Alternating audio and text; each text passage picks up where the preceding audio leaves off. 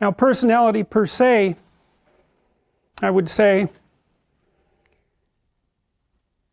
has these elements of ideal and has structural elements as well, and we're going to talk about those more in the second half of the class. The structural elements can be lined up and outlined more scientifically. The second half of the class concentrates more on physiology, brain physiology, and on statistical approaches to the description of personality. I suppose you might say that that outlines the territory. The course is called Personality and Its Transformations because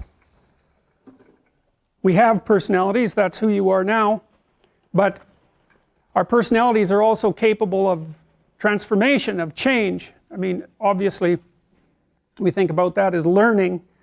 Some of that might be regarded as factual learning, and some of it might be regarded as learning how to perceive and behave.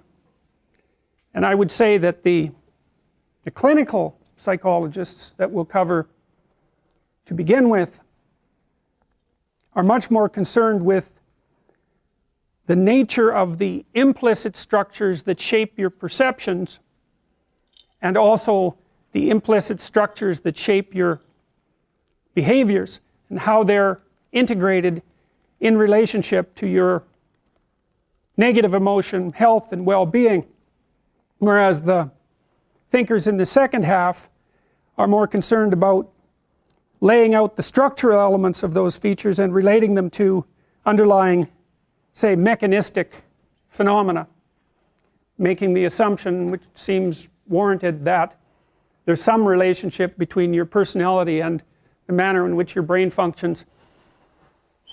I'm going to try to provide you with a meta-narrative that will help you unite these different theories. I've often found it useful when I'm trying to remember something to have a story to hang the facts on. Otherwise you're faced with the necessity of doing nothing but memorization, and it isn't obvious to me that memorization actually constitutes knowledge. What constitutes knowledge is the generation of a cognitive structure that enables you to conduct yourself more appropriately in life. And so I suppose you might say that a course in psychology, you could argue that a course in psychology, especially in personality, is a course in applied wisdom as well, assuming that wisdom is in part your capacity to understand yourselves so that you don't present too much of an intolerable mystery to yourself, and also to understand others so that you can predict their behavior, understand their motivations, negotiate with them, listen to them, and formulate joint games with them so that you can integrate yourself reasonably well with another person and with a family and in society.